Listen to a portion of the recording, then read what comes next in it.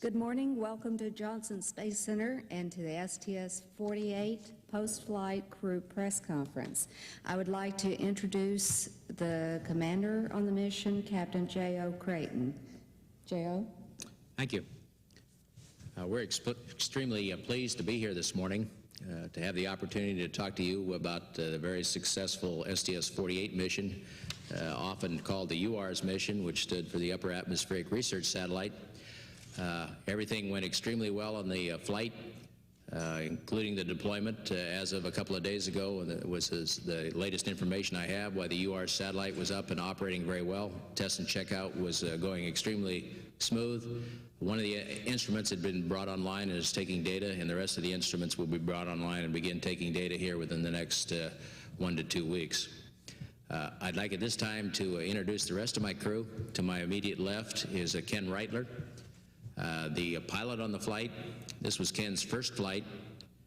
He was really busy on this flight. Not only did he have to learn to back me up on all the orbiter systems and learn how to land the orbiter, he also had to become an ARM operator, an RMS operator to help Mark with the deployment of the satellite. He was the IV crewman, which is the person inside the cabin that helps in case we have to send people outside to do a spacewalk. And he had a full plate, and it was very fortunate for us that we had somebody with Ken's talents to be able to pull that all off leading up to the flight itself. Next to Ken is Sam Gemar, mission specialist, designated MS-1 on the flight. Sam was our prime UARS person, the payload expert. This was Sam's second flight. He was also one of the 2 crewmen that would have gone outside had a contingency EVA or a mission success EVA been required. Next to Sam is James Buchli. Jim was MS-2 on the flight. He was the real veteran on the flight. This was his 4th flight. Jim, as MS-2, was the flight engineer on the flight deck, sitting between Ken and I and keeping us in line and making sure that everything went smoothly for the ascent and entry portions of the flight. Jim was also one of the crew members to go outside on an EVA if it had been necessary.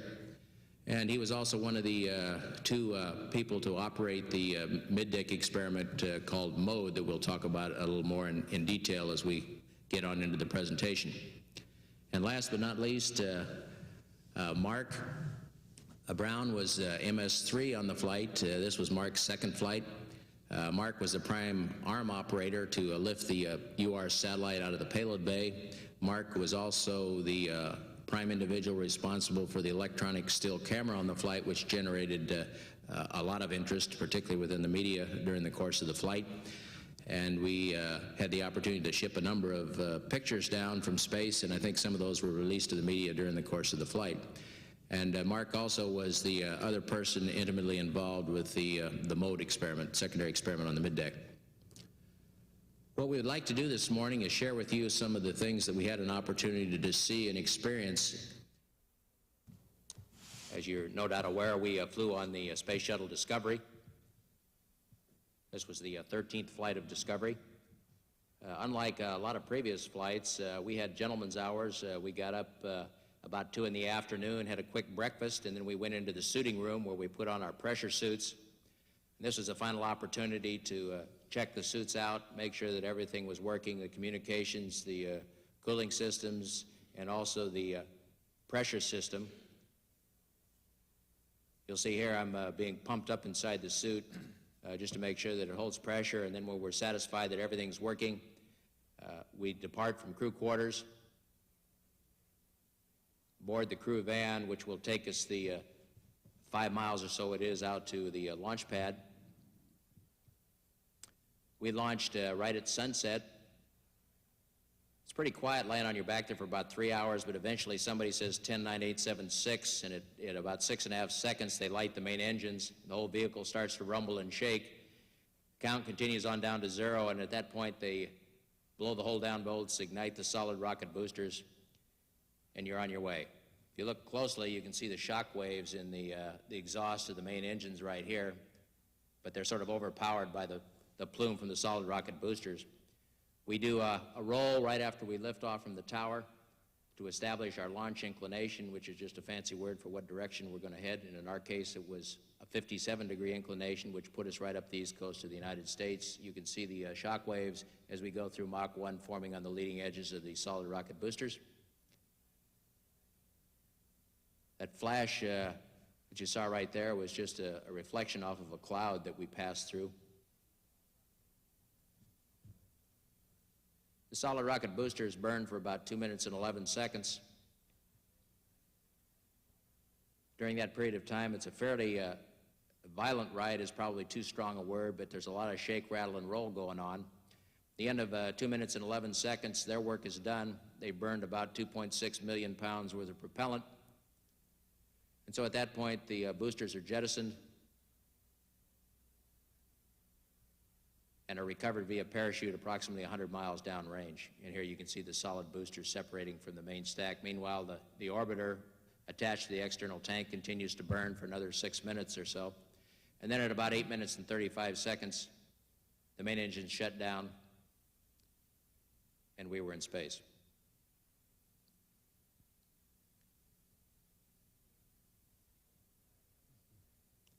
You don't really have much time to enjoy the ride. You're just sort of hanging on for ascent. So when you get on orbit, it's the first opportunity you really have to look out the window, and the first words out of my mouth were amazement at just how high we were. Shortly after getting onto orbit, we opened up the payload bay doors, had our first opportunity to glimpse our primary payload, the UARS, Upper Atmospheric Research Satellite. And here we're putting out the KU band antenna, which is one of the primary means that we use to communicate with the orbiter through the TDRS, or Tracking and Data Relay satellites that NASA uses to both track and communicate with the space shuttles. On day 2, we did a raising burn. We initially inserted into a circular 292-degree mile burn, and then we raised it up to 308. These pulses that you see flashing up here are the forward RCS jets that are pulsing to maintain attitude. The glow right here are the sustained firing of the jets that are actually doing the raising burn itself, or pushing us up to a higher altitude. We spent months training, and it was sort of a giant pain always climbing up and down the ladder, getting from the mid-deck to the flight deck, but it gets a whole lot easier when we get into space. You just sort of float out of your seat and then just sort of float down the access way down into the mid-deck. Getting around in zero gravity is a real treat. This is a short clip of the electronic still camera, which we used extensively on orbit. It's quite simply a Nikon F4 modified not to use regular commercial film, but instead record the images as digital ones and zeros. It has a normal flash attachment on the top and can use any regular Nikon off-the-shelf lens. And we took about 240 pictures on orbit, downlinked about 200, and I understand about 25 were released to the press. And it worked quite well. We took a wide variety of other types of photographic equipment with us as well. You've seen some of the examples of the products of those. What we're working with now is the dual mount twin 70mm Hasselblad cameras, one with color IR film and one with visual film. We also use the same mount for putting polarization filters on to take advantage of the difference between polarized light that's reflected off the surface of the ocean.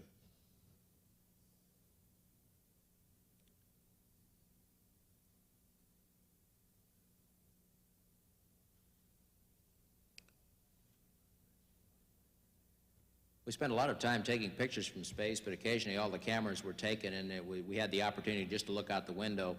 Here I'm using the stabilized binoculars, gyro-stabilized binoculars to watch Australia go by. Here we're just taking a quick trip across the northwest corner of Australia. This gives you appreciation for how fast the world is going by, even from that altitude. This is pretty much just the camera being fixed, pointed out the window, taking whatever is floating by in the world below. And you can see not only the rate at which the Earth goes by, but also the detail that you can see. Another thing which always struck me going across Australia was the diversity of the color of the ground. You can see the very, very deep blue of the ocean, the vivid reds and bronzes in the soil, and in some cases an occasional lake goes by with a lighter color blue.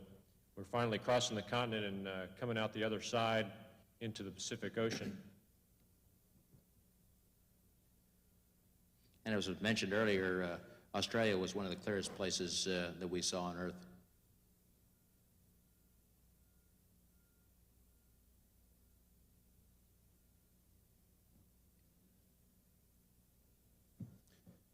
These next few scenes were taken on deployment day. I was primarily responsible for operating the arm, and Ken was my backup. Sam was in charge of our interface with the spacecraft. Jim kept an eye on the space shuttle, and J.O. with his rubber hose kept an eye on all of us.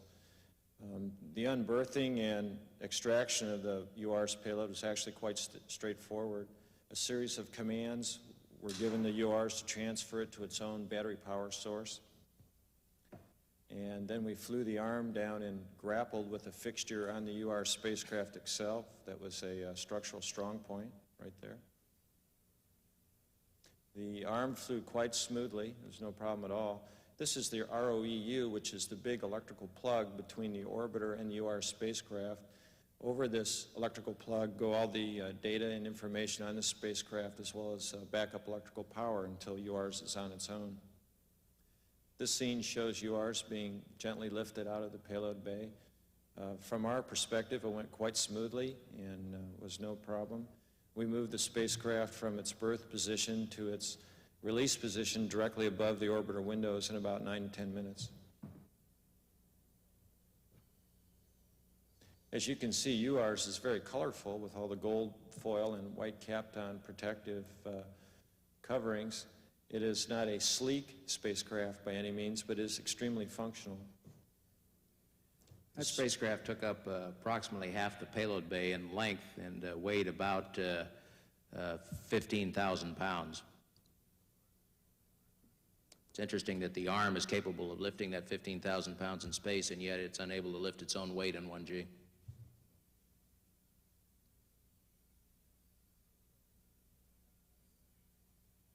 This is a scene in the aft flight deck with Mark on the right side actually controlling the arm, me in the middle watching over him and checking all the other indications, and John on the left side ready to conduct the maneuvers away from the spacecraft once we were ready to maneuver away. Once the arm was in position right over our heads, first thing we did was to deploy the solar array, and you can see it starting to extend now. After the solar array is fully deployed, as you see in this scene, we then commanded the ground commanded the high-gain antenna, which is seen right at the very bottom, looks like a dish, into a series of commands which checked it out and made sure that it was going to be functional. This scene shows the actual release of UARS with the mechanical arm. The arm is being backed away from the spacecraft. Once we're well clear, we simply put the brakes on and turn it over to John, whose job it was to back us away. Once we got well clear of the spacecraft with the arm, we put in about a 2 foot per second separation burn. It was a forward jet burn, so that caused the payload to actually come right over the cockpit in a fairly quick manner, and because we had released it at night, we were really afraid that we were going to immediately lose sight of the spacecraft, and in fact, I did. However, we had one camcorder that was mounted in the overhead window that managed to keep sight of the payload for a little while as it gradually receded away and just disappeared into the inky black of night.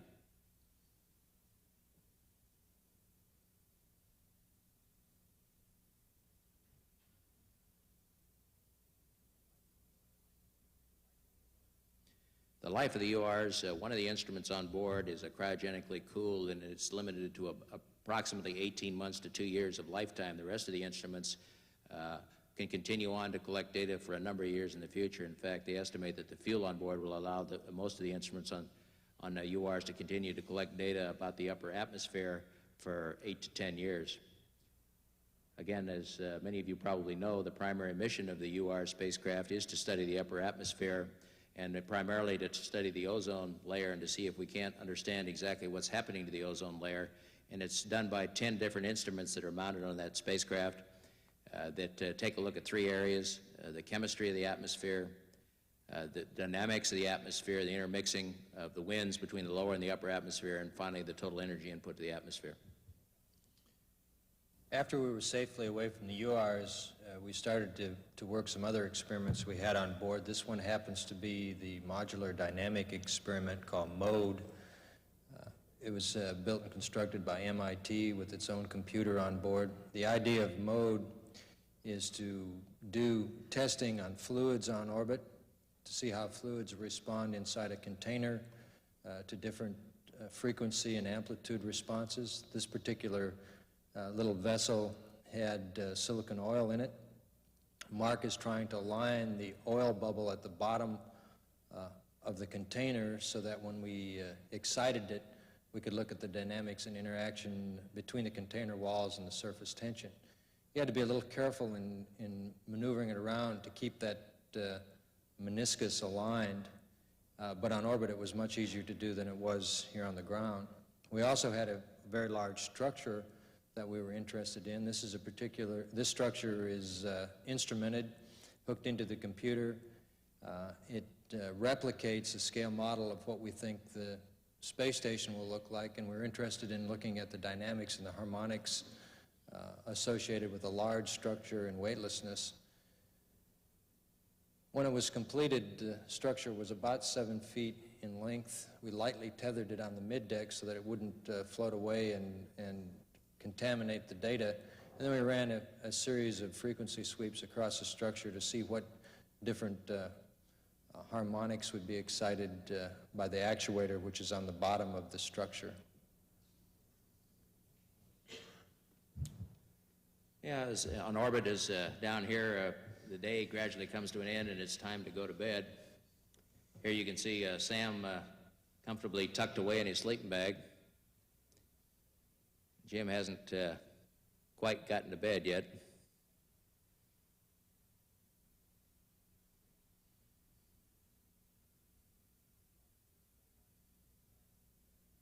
Sometimes we were tethered out in the middle, and sometimes people slept against the walls. Here you see me putting on a series of electrodes. This was a 24-hour hard halter. Took EKG data, 24 hours continuous, and monitored blood pressure. Took blood pressure measurements every 20 minutes, and most of this research is being done for the extended duration orbiter. Morning started with the normal ritual of getting up and getting cleaned up. We used primarily electric razors to take care of the stubble problem, and that all worked quite well. After that, we generally would get ready to have our morning meal. We fixed a lot of the same kinds of food we have here on Earth with scrambled eggs and sausage available, and the only other problem was trying to control some of this food. And as you can see, Sam has got a runaway shrimp right there, trying to control that beauty, and eventually gets it where it's supposed to go.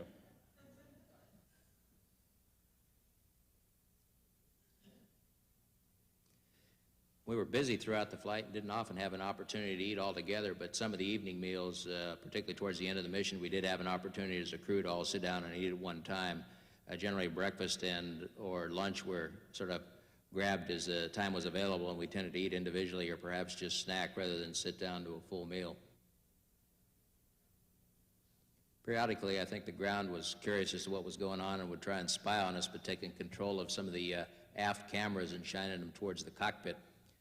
We mentioned early on that most of the northern hemisphere was in darkness when we were up there. Here was one of the because of that, we had the opportunity to see the northern lights, or the auroras, up there. Very spectacular. Generally tended to be centered around the northeastern Canada, around the Hudson Bay area. Although this is a black and white camera to take advantage of its low light capabilities, the aurora itself, as you saw or may know, is a bluish green color. Occasionally you'll get some other colors, blues and reds in there. Here's another view of the ice pack with some of the islands there peeking out at the top. The opportunity to see a lot of that ice was really spectacular, first because it was in such a clear part of the world. Did not look like a good place to vacation, by the way. However, the air was clear.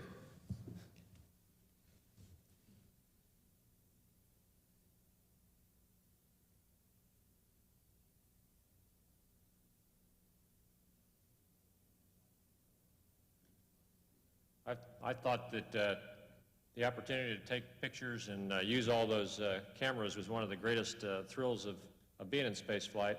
And as John mentioned, a lot of times we were actually able to see lights at night in the detail. That is the Nile Delta. That's the city of Cairo right there at the top, and then you just follow the Nile River on down here, and there literally is a river of light at night.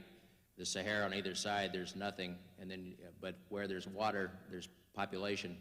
The lights right up here are just the edge of the Red Sea. And this river, the Nile River, just continues right on down with the population showing there at night until you get to the Aswan Dam, and then it just stops abruptly.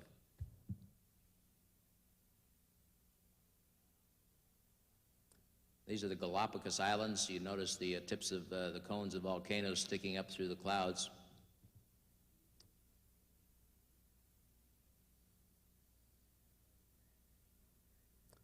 This was the granddaddy of all the cameras we carried on board. This was the Linhof. Each negative there is about 5 inches square.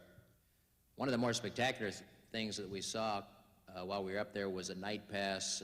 Well, we saw it on almost every rev over the United States that we passed over. Here you see Chicago coming into view. We're traveling from over Chicago down towards Miami, and we're looking out towards the southwest. Here we have St. Louis, Kansas City over here, Dallas, and Houston all in view at the same time. And we have Memphis. And Mark, correct me if I'm wrong, you're from the Midwest, but I believe this is Indianapolis here. That's right. Followed by Louisville and then Cincinnati in the lower left corner. It was very surprising to me to be able to see the detail of cities at night like that, and to actually, if you look closely, you can see the highway system connecting them. Occasionally, right in the middle of the screen, you'll see a giant thunderstorm and lightning show going off.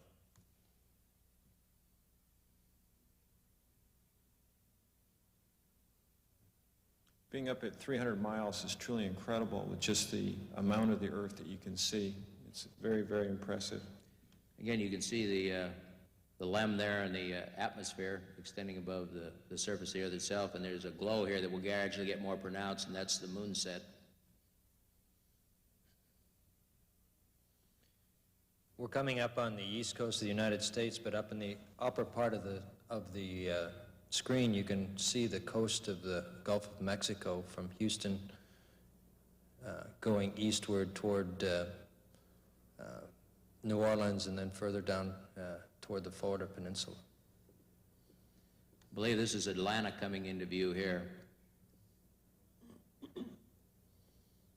In the lower left-hand corner, you can see some of those major highway systems strung out from some of the larger cities up north.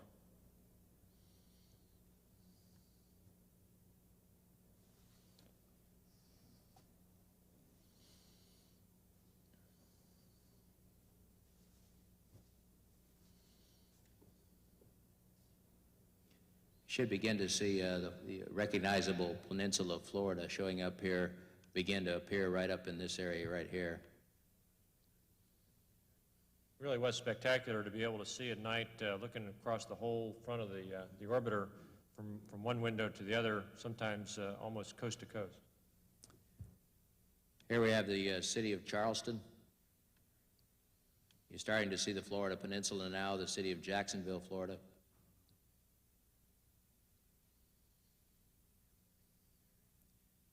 Tampa, St. Pete area is starting to come into view here now, and then it will be connected to Orlando. And it's almost surprising to us, but it's almost totally cut Florida in half here with population and the lights string almost all the way across the peninsula right now. This is Daytona Beach, the area of Cocoa Beach right here, and the launch pad where we left a couple of days before is located right in here. If you watch closely, you'll see what we think is a meteorite coming in right over Orlando. To me, that was one of the most spectacular scenes and unexpected, was to be able to look down and see shooting stars or meteorites coming in underneath of you into the atmosphere, and you could follow them from the time they started to glow all the way till the time they burned up. And finally, the tip of Florida and the Miami-Fort Lauderdale area right here. And there was a lot of thunderstorm activity down off the coast here, probably centered pretty well over Cuba. The bright light you see in the upper right-hand corner is, in fact, the moon coming down. These are low-light level television capable to see that sort of thing. Well, unfortunately, all good things come to an end.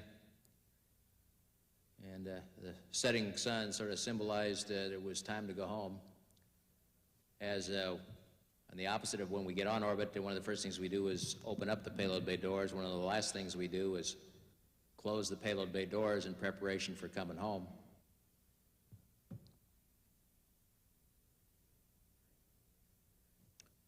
A very empty payload bay. But that's good, because that means a successful mission. Here I am doing the final portion of getting suited up here, putting my helmet on, my pressure suit that we wear for launch and entry. And now you can begin to see the glow of the ionized air over the windows. We started out, did the deorbit burn over Africa, came all the way across the Indian Ocean, across the Pacific, and landed at Edwards Air Force Base. 4 of us were up on the flight deck, and for entry, Sam was down in the mid-deck. Here you can start to see the recombining of the plasma that surrounds the orbiter on reentry, and it recombines up on top of the orbiter. And although it looks like it might be the tip of the tail, this is actually just a very hot gas that recombines on top as we plunge down into the atmosphere. You're starting to see, if you look at this card, you can see a little bit of shaking going on as we went through Mach 14, or 14 times the speed of sound. Then you can see a little bit of the boundary layer being tripped here by the windows, and this white spidery, almost looked like a St. Elmo's fire dancing on the windows. Here were the long-range cameras from Vandenberg, IR cameras taking pictures of us as we came in over Southern California. And you can start to see the delta shape of the orbiter. Again, another IR shot taken from the ground at Edwards Air Force Base as we make our final descent into the runway. And then coming through the bright lights, the xenon lights that we use to illuminate the runway, we touch down and roll out about 9,000 feet to a safe and conclusion to a very successful mission.